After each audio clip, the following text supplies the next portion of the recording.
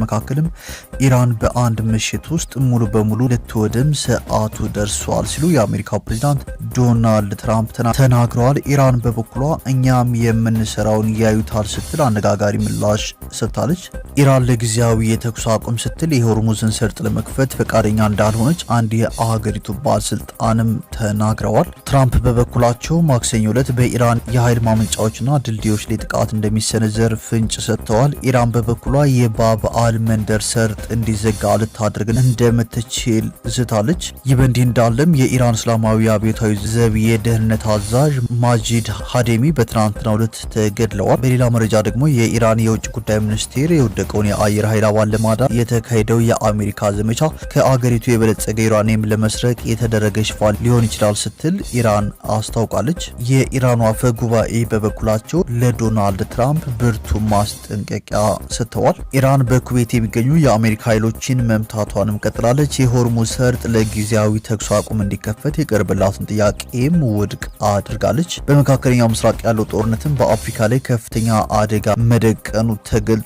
በሌላ መረጃ ደግሞ የእስራኤሉ ጠቅላይ ሚኒስትር ቤንጃሚን ኔታንያሁ የአሜሪካ ፕሬዚዳንት ዶናልድ ትራምፕ አሁን ባለው የጦርነት ሰዓት ከኢራን ጋር የተኩስ አቁም ስምምነት ላይ እንዳይደርሱ በይፋ አስጠንቅቀዋል። በተያያዘ መረጃ በጅቡቲ ወደብ 3 ግዙፍ የነዳጅ ጫኝ መርከቦች መድረሳቸው ተሰምተዋል። ይህም በኢትዮጵያ ለተከሰተው የነዳጅ እጥረት መጠነኛ እፎይታ ሊሰጥ እንደሚችል ተስፋ ተጥሎበታል። ሙሉ መረጃውን በዜናችን በዝርዝር እናስደምጣችኋለን። ከዚህ መረጃ በተጨማሪ ህወሓት በሀገራዊ ምክክር ኮሚሽን ሂደት ላይ ያለውን ተቃውሞ ገልጾ የትግራይ ጉዳይ የሚወሰነው በትግራይ ህዝብ ብቻ ነው ሲል አስታውቋል። ክቡራትና ክቡራን የኢትዮ ታይምስ ቤተሰቦቻችን እነዚህን ለሰዓቱ የተመረጡ መረጃዎችን እንዲያዘጋጅተንላችኋል። ቻናላችንን ሰብስክራይብ በማድረግ የደውል ምልክቷን በመጫንና መረጃውም ለብዙዎች እንዲዳረስ ላይክ በማድረግ እስከ መጨረሻው አብራችሁን ቆዩ። ወደ መጀመሪያው መረጃችን ስናልፍ ኢራን በአንድ ምሽት ውስጥ ሙሉ በሙሉ ልትወድም ሰዓቱ ደርሷል ሲሉ የአሜሪካው ፕሬዝዳንት ዶናልድ ትራምፕ ተናግረዋል። ኢራን በበኩሏ እኛም የምንሰራውን ያዩታል ስትል ምላሽ ሰጥታለች። የአሜሪካው ፕሬዝዳንት ዶናልድ ትራምፕ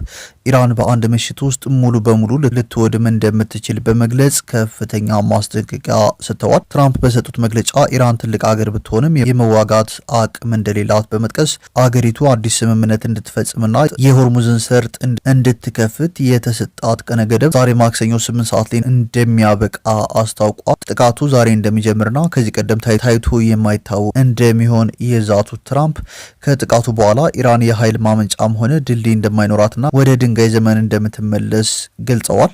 ኢራን በበኩሏ የቀረበላትን ቀነ ገደብና ማስጠንቀቂያ ውድቅ ማድረጓን ተከትሎ መላው ዓለም በቀጣይ በሚፈጠረው ሁኔታ በከፍተኛ ጉጉትና ስጋት ላይ ይገኛል። ኢራን እርሶ አይፎክሩ፣ ቀጥታ ወደ ተግባሩ ይግቡና እኛም የምንሰራውን ያዩታል ስትል በ10 ቀናቱ ቀነ ገደብ ሰዓት መናገሯ ይታወሳል። ነገ ምን ይፈጠራል የሚለውን ክስተትም ዓለም በጉጉት እየጠበቀ ይገኛል። ኢራን አሜሪካ ዘላቂ ለሆነ የተኩስ አቁም ዝግጁ አይደለችም የሚል እምነት እንዳላትም ተገልጿል። ለጊዜያዊ ተኩስ አቁም ደግሞ ሆርሙዝን አልከፍትም ብላለች። ኢራን ከፓኪስታን በኩል የቀረበላትን የተኩስ አቁም የሰላም ጥያቄ የገመገመች እንደሆነ የተረጋገጠ ቢሆንም በዚህ ላይ በአስቸኳይ ውሳኔ እንድትሰጥ የሚያደርግ ጫና ወይም የጊዜ ገደብ እንደማትቀበል አስታውቃለች። በፍጥነት ድርድሮች ተደርገው ጊዜያዊ ተኩስ አቁም ላይ እንዲደረስ ጥረቶች እየተደረጉ ነው። በሌላ በኩል የአሜሪካው ፕሬዝዳንት ዶናልድ ትራምፕ የሆርሙዝ ሰርጥ እንዲከፈት ቀነ ገደብ ያስቀመጡ ሲሆን አለበለዚያ በኢራን የኃይል ማመንጫዎችና ድልድዮች ላይ ጥቃት እንደሚሰነዝሩ ዝተዋል። ይህ በእንዲህ እንዳለም ኢራን የባብ አልመንደር ሰርጥ እንዲዘጋ ልታደርግ እንደምትችልም ዝታለች። ይህ የኢራን ዛቻ የመጣው የአሜሪካው ፕሬዝዳንት ዶናልድ ትራምፕ በማህበራዊ ሚዲያቸው ላይ መልእክት ካስተላለፉ በኋላ ነው። ትራምፕ ማክሰኞ ዕለት በኢራን የኃይል ማመንጫዎችና ድልድዮች ላይ ጥቃት እንደሚሰነዘር ፍንጭ መስጠታቸውን ተከትሎ ኢራን የዘጋችውን የሆርሙዝ ሰርጥን እንድትከፍት በከባድ የቃል ማስጠንቀቂያ አስተላልፈዋል። ትራምፕ ስድብ ጭምር በቀላቀልና ለአገሪቱ መሪዎች ባስተላለፉት መልእክታቸው ገሃነም ውስጥ ነው የምትኖሩት ብቻ ተመልከቱ ብሏል። ለአላህ ምስጋና ይሁን በሚል ያልተለመደ አገላለጽም በመልእክታቸው መጨረሻ ተጠቅመዋል። ይህ የትራምፕ መልእክት ከተሰራጨ በኋላ ኢራን ከፍተኛ ዛቻ ሰንዝራለች። እስቲ እናንተ ጥቃቱን ሞክሮ አይደለም ሆርሙዝ ሊከፈት የባብ አል መንደብ ሰርጥም ሊዘጋ ይችላል ብላለች። ኢራን በቀይ ባህርና በአፍሪካ መካከል የሚገኘውን ወሳኝ የንግድ መስመር ባብ አልመንደብን እንዲዘጋ እንደምታደርግ አመልክታለች። የኢራን አዲሱ ጠቅላይ መሪ ሞጅታባ ካሜኒ አማካሪ የሆኑት አሊ አክባር ቬላያቲ አሜሪካ የሞኝነት ስህተቷን የምትደግም ከሆነ የዓለም ንግድና ኢነርጂ ፍሰት በአንድ እርምጃ ሊቋረጥ ይችላል ሲሉ አስጠንቅቀዋል። ኢራን የምትደግፋቸው የየመን ሁቲዎች ባሉበት የባብ መንደብ ሰርጥ ላይ የሆርሙዝን አይነት ተመሳሳይ እርምጃ ለመውሰድ አስባለችም ተብሏል። ኢራን ምንም እንኳን ከባብ አልመንደብ ጋር ድንበር ባይኖራትም በየመን ያሉትንና የባህር መስመሩን የሚቆጣጠሩትን የሁቲ አማጽያንን እንደምትጠቀም ይጠበቃል። ሆርሙዝ እንደተዘጋው ይህም የባብ አልመንደብ ሰርጥ የሚዘጋ ከሆነ በርካታ ሀገራት የከፋ ችግር ውስጥ እንደሚገቡም ነው የተገለጸው።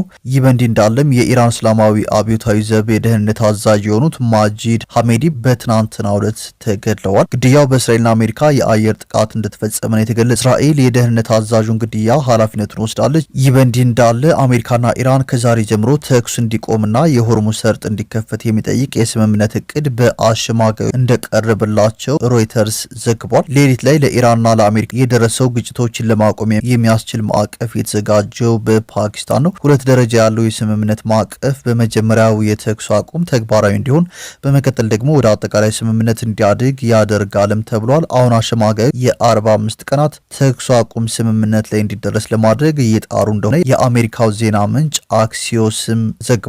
ይህንን ጥረት እያደረጉ ያሉት የፓኪስታን የግብጽና የቱርክ አደራዳሪዎች እንደሆኑም አመልክቷል። በሌላ መረጃ ደግሞ ኢራን የአሜሪካ አየር ኃይል አባልን ለማዳን አደረግኩት ያለችውን የአሜሪካ ዘመቻ ዩራኒየምን ለመስረቅ የተደረገ ሽፋን ሊሆን ይችላል የሚል ምላሽ ሰጥታለች። የኢራን የውጭ ጉዳይ ሚኒስትር የወደቀውን የአየር ኃይል አባል ለማዳን የተካሄደው የአሜሪካ ዘመቻ ከአገሪቱ የበለጸገ ዩራኒየም ለመስረቅ የተደረገ ሽፋን ሊሆን ይችላል ሲል አስታውቋል። እሁድ የአሜሪካው ፕሬዚዳንት ዶናልድ ትራምፕ አርብ ዕለት በኢራን ላይ የወደቀውን የኤፍ-15 ተዋጊ አውሮፕላን ሁለተኛውን የበረራ አባል ደፋር ባሉት የፍለጋና የማዳን ዘመቻ ማግኘት መቻሏን ተናግረዋል። የኢራን ጦር በበኩሉ ድርጊቱን የማታለልና የማምለጥ ተልዕኮ በማለት የጠራው ሲሆን ተልዕኮ መክሸፉን ገልጿል።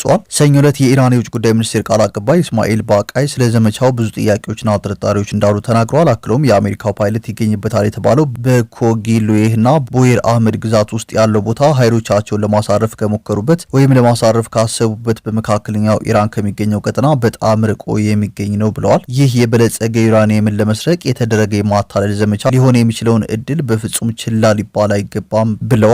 እንደ ሮይተርስ ዘገባ ቃል አቀባዩ ዘመቻው ለአሜሪካ ውርደት እንደሆነም ገልጸዋል። የኢራኑ አፈ ጉባኤም ለዶናልድ ትራምፕ ብርቱ ማስጠንቀቂያ ሰጥተዋል። የኢራን ፓርላማ አፈ ጉባኤ መሐመድ ባገር ጋሊባፍ ፕሬዚዳንት ዶናልድ ትራምፕ በኢራን መሰረተ ልማቶች ላይ ጥቃት ለመሰንዘር መዛታቸውን ግዴለሽነት ሲሉ አጣጥለውታል። ጋሊባፍ በኤክስ ገጻቸው ባሰፈሩት መልእክት የእናንተ ግዴለሽ እርምጃ የአሜሪካን እያንዳንዱን ቤተሰብ ወደ ከባድ ሲኦል እየጎተተ ነው፣ መላው ቀጠናችንም በእሳት ሊቃጠል ነው ሲሉ አስጠንቅቀዋል። አፈ ጉባኤው አክለውም አሜሪካ በጦርነት ወንጀል የምታተርፈው ምንም ነገር እንደሌለ ገልጸው ስህተት እንዳትሰሩ በጦርነት ወንጀል ምንም አታገኙም ብለዋል። ትራምፕ በኢራን ላይ የሚሰነዘሩ ጥቃቶች እንዲጠናከሩ መግለጻቸውን ተከትሎ የተሰጠው ይህ ምላሽ በመካከለኛው ምስራቅ ያለው ውጥረት ከመቼውም ጊዜ በላይ መስመሩን ስቶ ወደ ለየለት ጦርነት ሊያመራ እንደሚችል የፖለቲካ ተንታኞች ስጋታቸውን እየገለጹ ይገኛሉ። በእንዲህ እንዳለም ኢራን በኩዌት የሚገኙ የአሜሪካ ኃይሎችን መምታቷን ገልጻለች። የሆርሙዝ ሰርጥ ለጊዜያዊ ተኩስ አቁም እንዲከፈት የቀረበላትን ጥያቄም ውድቅ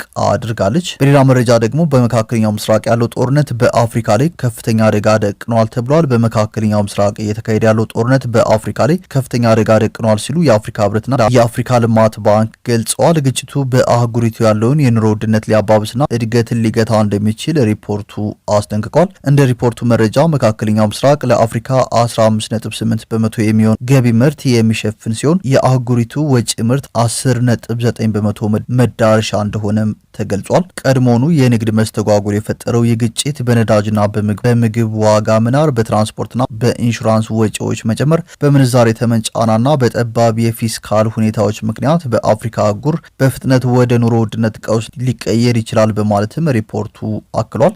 የአብዛኞቹ የአፍሪካ ሀገራት የእድገት ምጣኔ ከኮቪድ-19 ወረርሽኝ በፊት ከነበረው በታች መሆኑን የጠቀሰው ሪፖርቱ ግጭቱ ከ6 ወራት በላይ የሚቆይ ከሆነ በ2026 ዓ.ም የአፍሪካ አጠቃላይ የአገር ውስጥ ምርት ወይም ጂዲፒ የ0.2 በመቶ የእድገት ቅና ምላሽ ሊያሳይ እንደሚችልም ተሰግቷል። ይህ በእንዲህ እንዳለም የእስራኤሉ ጠቅላይ ሚኒስትር ቤንያሚን ኔታንያሁ የአሜሪካው ፕሬዚዳንት ዶናልድ ትራምፕ አሁን ባለው የጦርነት ወቅት ከኢራን ጋር የተኩስ አቁም ስምምነት ላይ እንዳይደርሱ በይፋ ማስጠንቀቃቸውን የእስራኤሉ ቻናል 12 ቴሌቪዥን አንድ ከፍተኛ የመንግስት ባለስልጣንን ጠቅሶ ዘግቧል። ኔታንያሁ ትናንት እሁድ ለፕሬዚዳንት ዶናልድ ትራምፕ ስልክ የደወሉለት በኢራን የጠፋው የአሜሪካ ኤፍ-15ኢ አብራሪ በሰላም በመገኘቱ የእንኳን ደስ አሎት መልእክት ለማስተላለፍ ቢሆንም ዋናው የጥሪያቸው ዓላማ ግን አሁን የሚደረግ ማንኛውም አይነት የተኩስ አቁም ስምምነት ከፍተኛ አደጋ እንዳለው ስጋታቸውን ለመግለጽ እንደነበር ባለስልጣኑ አብራርተዋል። ትራምፕ በበኩላቸው ኢራን የአሜሪካን ጥያቄዎች ካሟላች ስምምነት ሊደረግ እንደሚችል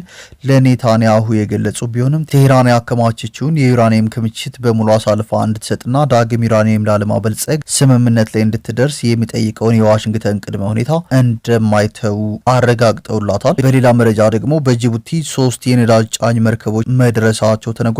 አይኤምኤፍ ግን የምስራቅ አፍሪካ ሀገራት በባህረ ሰላጤ ውጥረት ምክንያት ለችግር ተጋልጠው እንደሚቀጥሉ አስጠንቅቋል። በጅቡቲ ወደብ 3 ግዙፍ የነዳጅ ጫኝ መርከቦች መድረሳቸው የተሰማ ሲሆን ይህም በኢትዮጵያ ለተከሰተው የነዳጅ እጥረት መጠነኛ እፎይታ ሊሰጥ እንደሚችል ተስፋ ተጥሎበታል። ከመጋቢት 19 እስከ መጋቢት 23 ባሉት ጊዜያት ውስጥ በጅቡቲ የደረሱት እነዚህ መርከቦች በአጠቃላይ 143,000 ሜትሪክ ቶን የሚመዝን ናፍጣና የጄት ነዳጅ የጫኑ መሆናቸውም ተዘግቧል።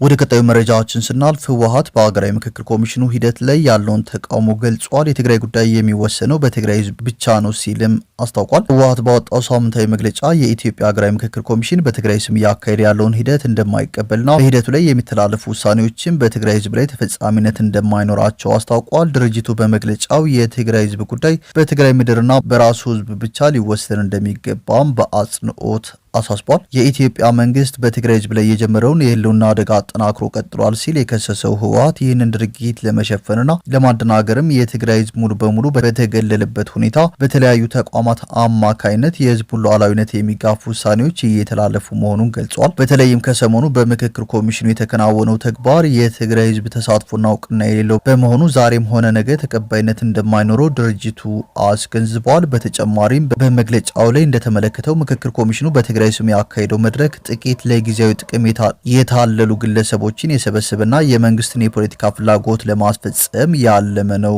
ብሎታል። ትግራይ በምክክር ሂደቱ ላይ የማትሳተፍባቸው ምክንያቶች ለኮሚሽኑ ቀደም ብለው በግልጽ መነገራቸውን ያስታወሰው ህወሓት ህዝቡ በአሁኑ ሰዓት በረሃብና በበሽታ እየረገፈ ባለበት፣ መሬቱ በኃይል ተወሮ በሚገኝበትና የህልውና አደጋ ተጋርጦበት ባለበት ወቅት እንዲህ አይነት አጀንዳዎች ትርጉም የለሽ ናቸው ብሏል። መንግስት የትግራይን ህዝብ ግልጽ ጥያቄዎች ወደ ጎን በመተው ትግራይ በምክክር ሂደቱ መክራለች የሚል የፕሮፓጋንዳ ስራ እየሰራ መሆኑን የጠቀሰው መግለጫው ማንኛውም ወዳጅም ሆነ ጥላት የትግራይ ህዝብ ያልመከረባቸውና ያልተወከለባቸው ውሳኔዎች በምድር ላይ ተግባራዊ እንደማይሆኑ ሊያውቀው ይገባል ብሏል። በመጨረሻም የትግራይ ህዝብ ከመሰረታዊ የህልውና ጥያቄው ትኩረቱን የሚከፋፍሉ እንዲህ ያሉ ተንኮሎችን በመገንዘብ ሉዓላዊነቱን ለማረጋገጥና ህልውናውን ለማስጠበቅ ከመቼውም ጊዜ በላይ ተደራጅቶ ትግሉን እንዲቀጥል በማለትም ህወሓት ጥሪውን አቅርቧል።